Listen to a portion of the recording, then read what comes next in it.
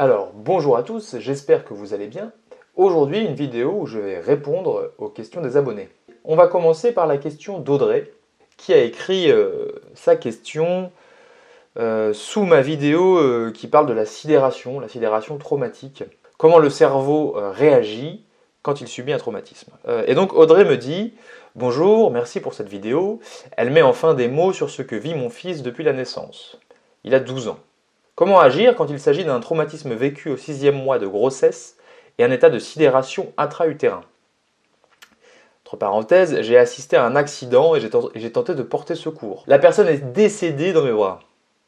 Le pic d'adrénaline reçu a mis mon fils en sidération. » Alors bon, ton fils, je ne sais pas, mais en tout cas, toi, c'est sûr que c'est fort probable que tu aies été sidéré si une personne est morte dans tes bras. Après, dire que ton fils était en sidération, oui, enfin, en fait, à ce moment-là, ton fils était toi. C'est-à-dire que l'état de conscience du bébé et du fœtus, c'est un état de conscience qui est complètement, il est totalement en osmose. Un fœtus, un bébé avant 1000 jours, est dans cet état particulier qu'on appelle en psychologie transgénérationnelle l'état originaire. C'est-à-dire qu'en gros, il est hors de toute notion de moi. C'est pour ça d'ailleurs qu'il n'y a pas de mémoire en général avant 1000 jours. C'est parce qu'à ce moment-là, il n'y a pas de moi. La mémoire, le début de la mémoire, c'est le début du moi. Donc oui, je suis d'accord avec ton postulat, qui est que ton fils ait pu être traversé par le choc que tu as vécu en assistant au décès de quelqu'un. Et tu dis que la personne est décédée dans tes bras, donc en étant la première concernée, la témoin la plus proche d'une mort certainement violente, puisque tu parles d'un accident. Dissocié depuis la naissance, faussement diagnostiqué TDAH et dyspraxique. Alors dyspraxique, c'est quand vous avez des difficultés d'apprentissage, et TDAH, c'est trouble du développement et de l'attention, enfin je ne sais plus. Enfin, en gros, c'est quand vous avez des gros problèmes de fixation d'attention, des gros problèmes de concentration et de capacité à vous mobiliser sur une tâche pendant un temps prolongé. Donc, en somme, son enfant a de grandes difficultés à se focaliser sur une chose, et certainement que ça induit ou que c'est concomitant d'une dyspraxie, ce qui fait qu'il a des problèmes d'apprentissage. Que faire, entre parenthèses, hypnose. Alors, quelque chose qui pourrait être intéressant à faire, c'est que toi et ton fils, vous alliez sur la tombe de cette personne. Parce que vous étiez trois dans l'histoire. Et que tout simplement, en fait, tu boucles la boucle. C'est-à-dire que là, il y a eu un événement très très fort. Tu as quelqu'un qui meurt dans tes bras, alors que toi, tu vas donner la vie, et tu portes la vie et tu vas donner la vie. Donc il y a quelque chose de très fort qui se passe. Et pour moi, la scène, elle n'est pas finie. C'est-à-dire que ça ne peut pas s'arrêter là. Ça ne peut pas juste s'arrêter là. Donc je ne sais pas si tu as été à l'enterrement de cette personne, je ne sais pas ce qui s'est passé pour toi.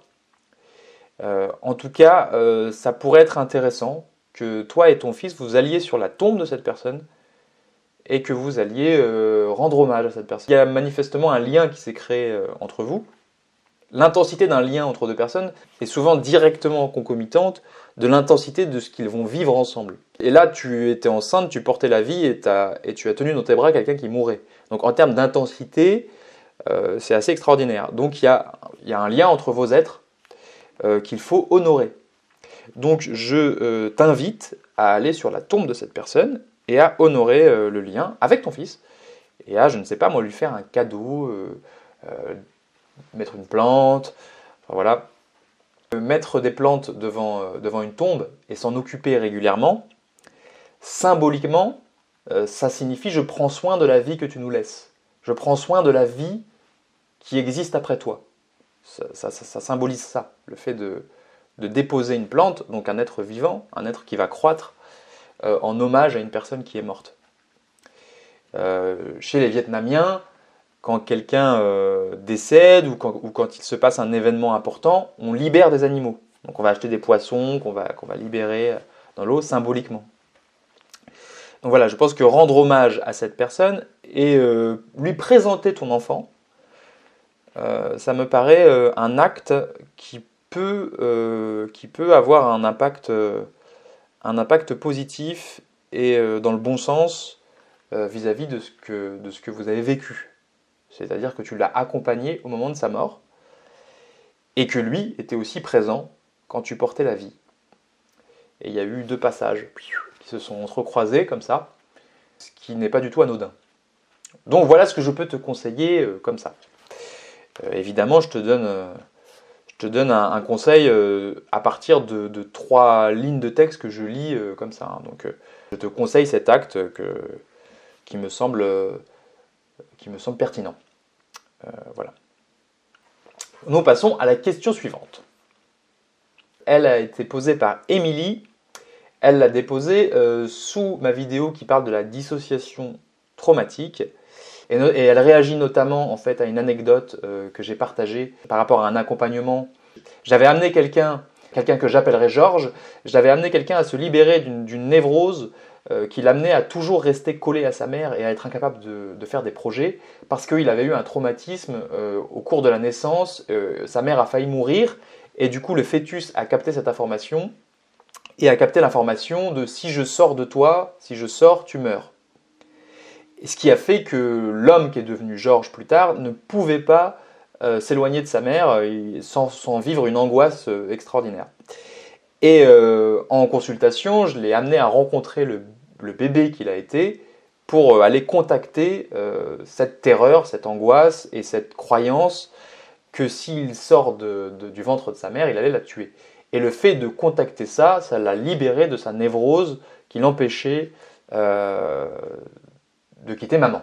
Voilà. Donc Émilie réagit à cette vidéo où je parle de la dissociation et où je donne cet exemple. Waouh, c'était passionnant, ça a l'air si simple de la façon dont vous l'expliquez. Merci Émilie. Je vis dans une situation un peu analogue au cas de Georges où j'ai une relation quasi fusionnelle avec ma fille. Grossesse compliquée et naissance très prématurée. Ma fille, aujourd'hui ado, a une peur viscérale de l'abandon. Nous avons connecté cela à sa naissance. Peut-être est-ce comme si elle voulait rattraper le temps perdu.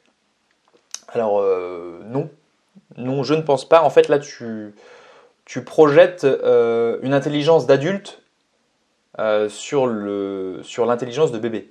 C'est-à-dire que si on est dans un cas de dissociation, donc par rapport à un trauma de naissance ou un trauma avant 1000 jours, il ne peut pas y avoir de notion de rattraper le temps perdu. Tout simplement parce qu'il n'y a pas de temps. C'est-à-dire que un fœtus, un bébé prématuré ou qui vit une situation manquée avec un de ses parents, ne veut pas rattraper le temps perdu puisqu'il n'y a pas de temps dans sa conscience. Et que s'il y a un traumatisme à un certain âge, on se retrouve avec les schémas, les perceptions et les émotions de l'âge exact où il y a eu le traumatisme. Vous voyez ? Par exemple, très souvent, l'anorexie, ça se réfère à des traumas dans la toute petite enfance. Parce que c'est un trauma qui est lié à l'acte de se nourrir, qui est l'instinct le plus primaire, peut savoir en fonction des types de symptômes qu'a une personne, à quel âge elle a été traumatisée. Donc non, sa peur viscérale de l'abandon ne vient pas du fait qu'elle veut rattraper le temps perdu, mais elle vient tout simplement d'un sentiment objectif d'abandon, c'est-à-dire que tu as dû ressentir toi aussi, parce que bébé, un nouveau-né, un fœtus, est dans cette conscience particulière qui fait qu'il est en osmose totale avec les émotions de son parent. C'est-à-dire il n'a pas de moi, il ne fait qu'un. Il n'y a pas de temps et il n'y a pas de moi. S'il n'y a pas de temps, il n'y a pas de moi.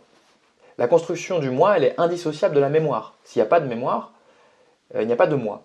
Et donc un enfant ne vit pas dans un espace temporel. Avant 1000 jours, il vit dans du présent pur et il vit dans tous les temps à la fois.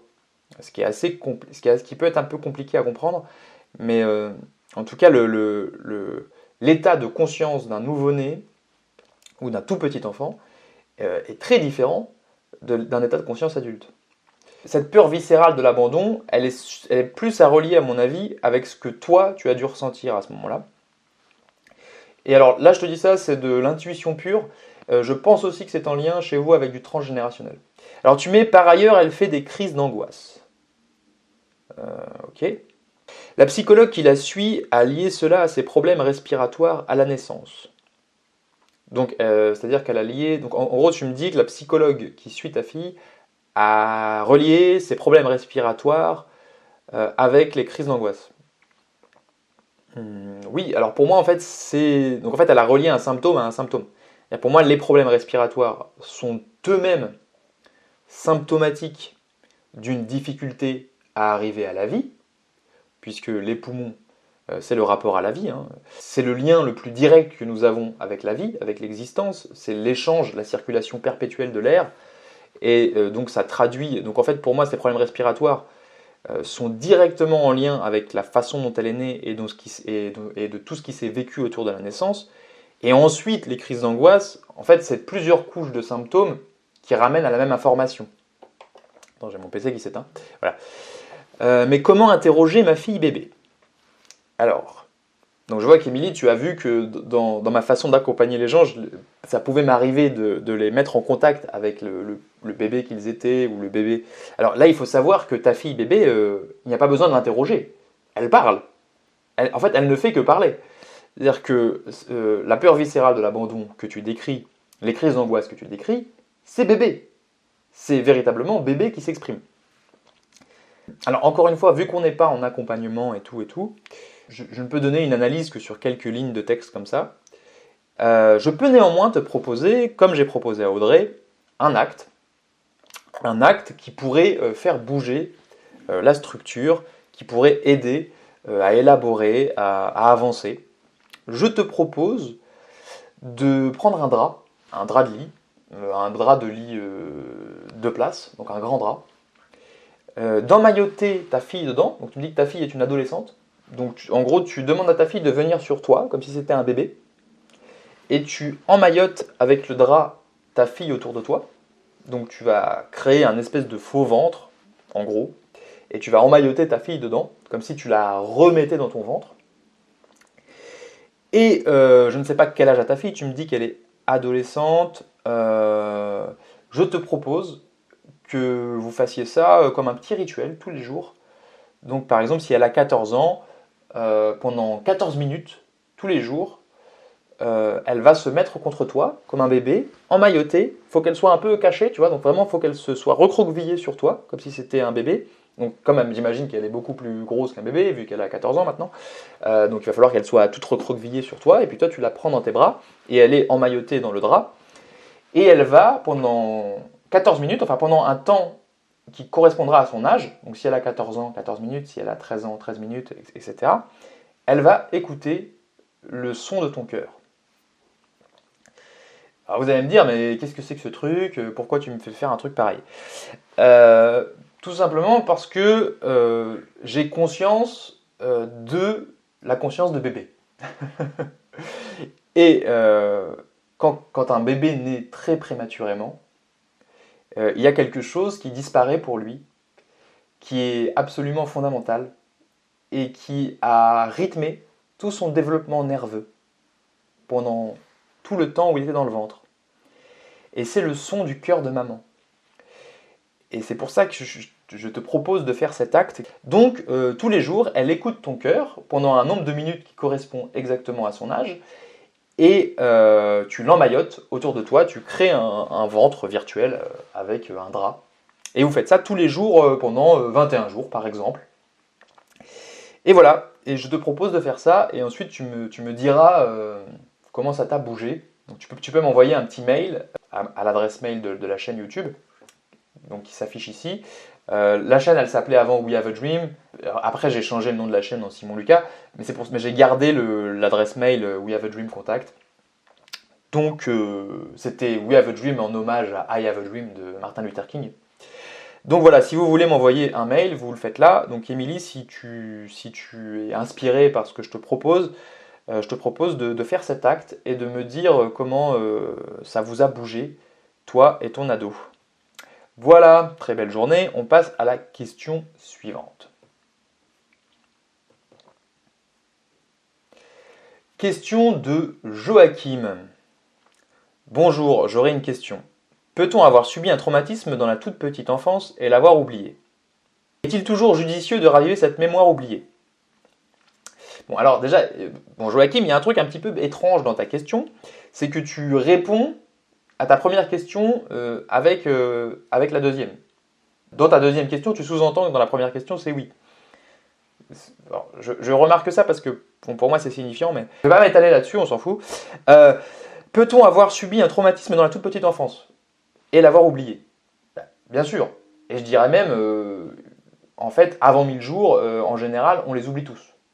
Voilà. C'est-à-dire qu'en fait, c'est le corps qui va s'en souvenir, ça va s'exprimer par la physiologie, par des symptômes, mais on n'aura pas de souvenir direct.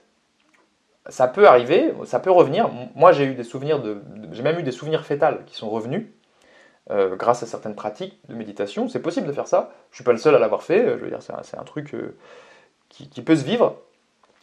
Mais de façon générale, la plupart des gens, avant 5 ans, ne se souviennent de rien. Donc les choses bonnes comme les choses mauvaises. Donc oui, on peut avoir oublié, en effet. Évidemment, j'imagine que ce que tu essayes la question que tu poses, tu parles de l'amnésie traumatique. Alors oui, et donc ça c'est encore autre chose, c'est-à-dire qu'il y a une amnésie naturelle, développementale, qui fait que avant 5 ans, on est amnésique en général, on ne se souvient pas de ce qu'on a vécu dans la toute petite enfance, et il y a une amnésie traumatique qui n'est pas développementale.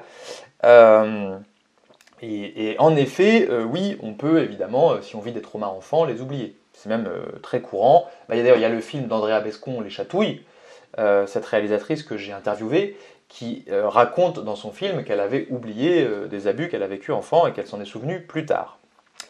Alors, est-il toujours judicieux de raviver cette mémoire oubliée? En fait, déjà, la plupart du temps, ce n'est pas nous qui la ravivons, elle se ravive toute seule. De la même façon que ce n'est pas nous qui choisissons d'oublier, c'est le cerveau qui se protège comme ça. De la même façon, à un moment donné, le corps restitue l'information et c'est pas forcément dans notre pouvoir de décider quand et comment. Il existe des leviers qui permettent de faciliter l'accès aux mémoires refoulées. Bon voilà, l'hypnose en est une, mais il y a plein d'autres, le MDR en est une, mais il existe plein d'autres leviers. Est-il toujours judicieux? Non. En fait, parfois la mémoire traumatique va débouler à un moment où c'est pas du tout le moment. Mais c'est un processus qui suit sa propre logique. Et il vaut mieux être accompagné. Alors ensuite, je vais lire ce qui suit parce qu'en fait, il y a des gens qui ont répondu à Joachim. Et je vais en profiter pour élaborer sur ce qu'ils ont répondu. Alors oui, c'est possible. Pour cela, il faut que le traumatisme se fasse avant la constitution des souvenirs. Oui, donc ça rejoint ce que j'ai dit juste avant, où en fait, oui, il y a une amnésie développementale, donc la plupart des gens, jusqu'à 5 ans, n'ont pas de souvenirs, ou très peu. Mais c'est aussi possible après, c'est aussi possible à 8 ans, à 12 ans.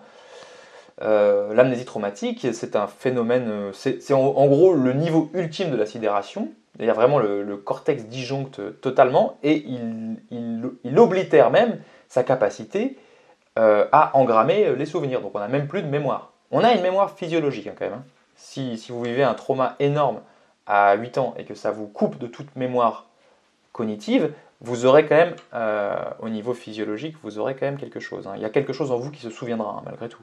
Donc il y a Gaël ensuite qui répond « Bonjour, ce phénomène d'oubli quand il y a un traumatisme n'est pas lié à l'âge. » Je ne suis pas d'accord, Gaël. Alors en fait, il y a 3 facteurs qui vont déterminer l'impact d'un traumatisme, c'est la fréquence, l'intensité et la précocité. Ces 3 facteurs vont déterminer à quel point, on va dire, un traumatisme va être puissant. Donc l'intensité, bon ça c'est logique, si vous vous faites percuter par une trottinette, c'est moins traumatisant que si vous faites percuter par un 33 tonnes, on est d'accord. La chronicité, si je vous mets une claque un jour, ça va certainement moins vous traumatiser que si je vous en mets une tous les jours pendant 1000 jours. Sauf que peut-être qu'à un moment donné, vous allez vous adapter. Bon, mais ça, c'est encore autre chose.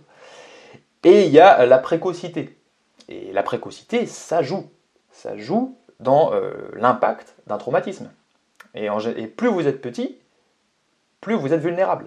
On prend souvent la métaphore du gland et du chêne.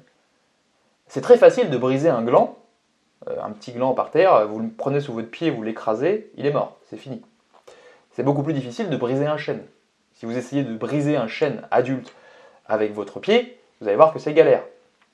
Donc c'est beaucoup plus facile de traumatiser un être tout petit qu'un être déjà complètement construit et qui a ses défenses physiologiques et psychiques pleinement construites. C'est beaucoup plus difficile de le traumatiser. Et le phénomène d'oubli, le phénomène d'amnésie traumatique, qui est le seuil ultime de la sidération face à un traumatisme, est beaucoup plus fréquent chez les petits. Il y a beaucoup plus d'amnésie traumatique si vous êtes traumatisé tout petit.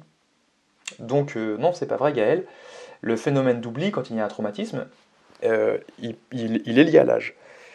Alors après, il y a encore autre chose. Donc il y a l'intensité du trauma, il y a l'impact du trauma, qui va être déterminé par l'intensité, la fréquence et la précocité. Mais il y a aussi l'individu, comment l'individu reçoit le trauma. Et on donne souvent l'exemple de deux jumeaux qui vont jouer dans l'eau. Et il y a des grosses vagues qui passent. À un moment donné, il y a une super grosse vague qui passe et qui fait rouler les deux jumeaux dans le sable. Il y en a un qui est mort de rire et qui retourne dans la mer, et il y a l'autre qui, lui, est traumatisé. Donc là, on voit qu'ils ont vécu la même intensité, la même chronicité au même âge, donc à la même précocité, et ils ont malgré tout réagi différemment. Donc, encore une fois, ces facteurs ne servent qu'à déterminer la puissance d'impact du traumatisme. Mais c'est pas ça qui va déterminer à quel point vous allez être traumatisé, parce qu'il y a des facteurs internes qui font que même s'il y a une grande intensité, une grande fréquence, et que vous êtes tout petit, vous pouvez malgré tout être extrêmement résilient. Ça c'est un des mystères, enfin, c'est pas tout à fait un mystère, parce qu'il y a des façons de l'expliquer, mais c'est une des variables assez instables de la psychologie, c'est qu'il y a quelque chose qui dépend de la capacité de chacun à interpréter les événements. Mais on peut quand même définir que oui, l'âge, ça joue. C'est lié au fait que l'événement qu'on vit est impossible à gérer sur le coup, psychologiquement et émotionnellement. Alors notre système naturel de protection déconnecte cette mémoire traumatique du reste de notre vécu pour permettre la survie et préserver un certain équilibre psychique. Je suis d'accord. Du coup, on ne se souvient plus de l'événement traumatisant, c'est ce qu'on appelle l'amnésie traumatique. À un moment de la vie, les souvenirs de cette mémoire traumatique peuvent remonter. Dans ce cas, il est important de se faire accompagner par un professionnel qui va aider. Nanana. Si tu penses que tu as peut-être vécu un traumatisme, que tu sens que la vie t'oriente à te poser des questions dans ce sens... Bon, alors là, je tique un peu sur le « si tu sens que la vie t'oriente ». Mais là aussi, il est préférable de trouver un professionnel pour t'accompagner dans cette démarche. Je suis d'accord. Dans tous les cas, ne rien forcer. Quand on est prêt à l'intérieur, les choses se font.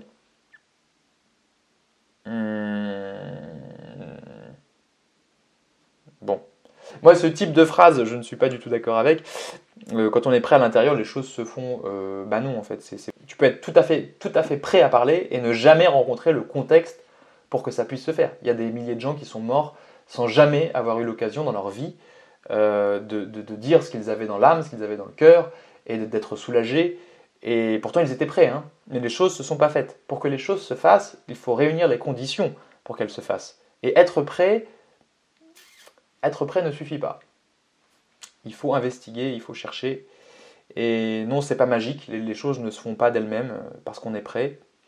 De même, je ne crois pas que la vie nous oriente. C'est nous qui nous orientons et nous avons pleine responsabilité d'aller chercher les choses pour que ça se débloque. Et ça peut ne jamais se débloquer, ça peut ne jamais s'ouvrir, la réponse peut ne jamais venir. Et on peut mourir avec ses blessures sans jamais les avoir résolues. Donc on a une très grande responsabilité dans notre guérison et dans le fait que les choses se fassent et que l'orientation soit prise. Et c'est pas la vie qui oriente, c'est à nous de le faire. Et c'est pas les choses qui se font toutes seules, mais c'est à nous d'accumuler les conditions nécessaires pour que ça se fasse. Pour info, la spécialiste de la mémoire traumatique en France, c'est Muriel Salmona, psychiatre elle-même. Oui, genre ça je suis très d'accord. Moi j'ai lu certains des ouvrages de Muriel Salmona, je regarde ses interviews et je suis d'accord avec ce qu'elle dit et je trouve que c'est une praticienne merveilleuse et je vous la conseille aussi. Tu trouveras beaucoup d'informations sur son site mémoiretraumatique.org. Ok. Donc voilà. Donc juste pour répondre aux questions de Joachim, peut-on avoir subi un traumatisme dans la toute petite enfance et l'avoir oublié? Oui. D'ailleurs, la plupart du temps, en fait, si c'était avant l'âge où finit l'amnésie développementale, dans tous les cas, en général, on l'a oublié. Est-il toujours judicieux de raviver cette mémoire oubliée? Bon, bah, ça, j'ai répondu. En général, elle se ravive d'elle-même. Rarement de façon judicieuse, mais souvent de façon organique. Il y a souvent une logique derrière, une psychologie derrière. Donc ça ne se ravive pas non plus n'importe comment. Et en général, à ce moment-là, le fait qu'elle se ravive n'est pas forcément judicieux, mais tu es obligé de faire avec, j'ai envie de dire, à ce moment-là. C'est-à-dire que si à un moment donné, tu as le souvenir terrible de quelque chose que tu as vécu à 4 ans qui te remonte à la tronche pendant ton entretien d'embauche, bon, bah, il va falloir que tu vives cet entretien d'embauche, ce qui ne sera pas forcément facile. Et ensuite, ce qui sera judicieux, ça sera de prendre en compte ce qui se réveille et de chercher de l'aide, de chercher un cadre, une façon d'agir pour accueillir ce qui est en train de s'éveiller et pour donner une trajectoire à cette mémoire pour l'intégrer à ta vie. Voilà.